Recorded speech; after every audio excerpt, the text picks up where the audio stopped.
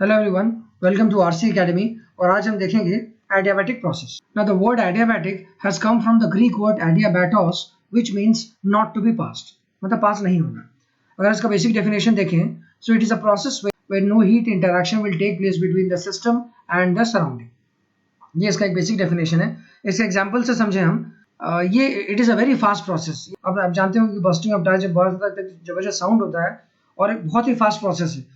अगर हम इसका डेफिनेशन देखें, सो प्रोसेस में no heat interaction will take place between the system and the surrounding. ऐसे सिस्टम को स्टडी करने के लिए या फिर वर्क डन कैलकुलेट करने के लिए अगर हमें सिस्टम चूज करना हो तो हम एक ऐसा सिस्टम ले सकते हैं जहाँ पर एक पिस्टन सिलेंडर अरेंजमेंट हो और हमने उसे कंप्लीटली इंसुलेट कर दिया हर तरीके से।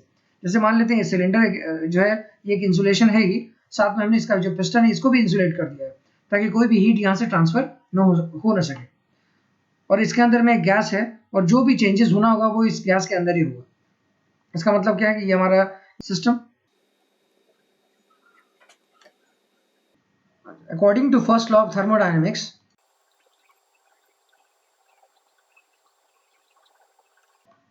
हम बोल सकते हैं कि del Q minus del W is equal to D U. अब हम यहाँ पर देख सकते हैं कि जब डेफिनेशन बोलता है कि जहाँ पर हीट ट्रांसफर जीरो हो, अगर हीट ट्रांसफर जीरो है इसका मतलब है हम बोल सकते हैं कि minus of del W is equal to D U, और we can say that del W equal to minus of D. क्या मतलब है इस इक्वेशन का? सी, अगर सिस्टम में वर्क डन होना है तो कहीं ना कहीं से तो एनर्जी आना होगा, लेकिन हमें पता है कि यहाँ हीट ट्रांसफर सिस्टम से सराउंडिंग में या सराउंडिंग से सिस्टम में कोई भी हीट ट्रांसफर नहीं हो रहा। वाई? बिकॉज एडियाबैटिक प्रोसेस में हीट ट्रांसफर जीरो है। अगर ऐसा है तो फिर ये वर्क डन कहाँ से हो रहा है? इसका मतलब है ये जो वर्क डन के लिए जो जो एनर्जी चाहिए वो आ रहा है इसके इंटरनल एनर्जी से, इस गैस के इंटरनल एनर्जी से। तो हम देख सकते हैं कि जो नेगेटिव साइन है ये बता रहा है कि there is a decrease in internal energy, और ये जो इंटरनल एनर्जी डिक्रीज हो रहा है वो जो डिक्रीज हुआ एनर्जी वो कन्वर्ट हो रहा है वर्क डन में। आगे देखते हैं। Now adiabatic process actually is governed by a particular equation given by PV2 or gamma is equal to constant, where gamma is adiabatic index. Now, what is adiabatic index?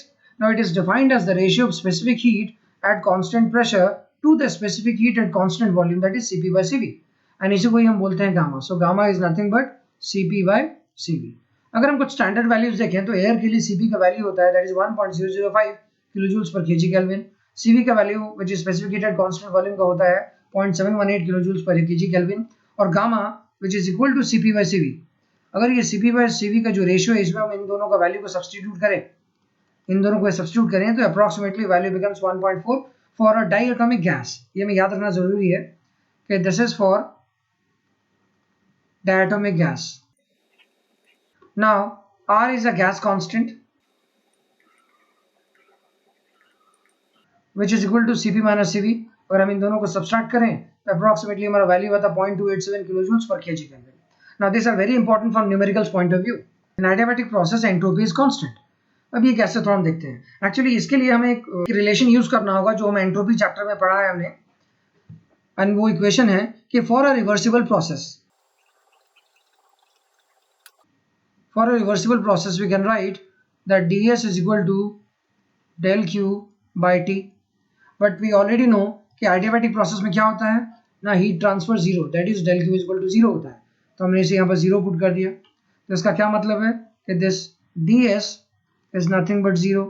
अब ds मतलब change in entropy which can be written as S2 minus S1 which is equal to 0, and we can write this one as S2 is equal to S1। क्या मतलब है इसका? इसका मतलब ये है कि जो एंट्रोपी है, एंट्रोपी इज कांस्टेंट। अगर एंट्रोपी कांस्टेंट है अगर और हम इसका टीएस कर्व ड्रॉ करना चाहें तो ये कुछ कर्व ऐसा होगा, इट्स वर्टिकल लाइन। मान लेते हैं ये 0.1 है, ये 0.2 है और ये कर्व बनेगा। सिमिलरली अगर इसका पीवी कर्व ड्रॉ करना चाहें तो वो कैसा है, वो ये कुछ ऐसा आएगा। मान लेते हैं दिस इज 1 से 2, ये उसका general PV and TS curve है। Now work transfer in adiabatic process. Now see one important thing कि यहाँ पर हम कंप्लीट डेरिवेशन नहीं कर सकते हैं, बट अगर आपको कंप्लीट डेरिवेशन चाहिए work done for close system and open system के लिए, so the link is given in description and as well as in I button, वहां से आप रेफर कर सकते हैं। सो मैं यहाँ डायरेक्ट फॉर्मूला लिखते हैं जो कि डायरेक्टली हेल्पफुल होगा हमारे न्यूमेरिकल्स के लिए। तो work done for open system जो होगा फॉर एडियाबैटिक के लिए, तो उसको हम लिख सकते हैं gamma times P1V1 minus of P2V2 by gamma minus 1, और this can also be written as gamma into PV को हम लिख सकते हैं MRT, so it can written as MRT1 minus of MRT2 divided by gamma minus 1.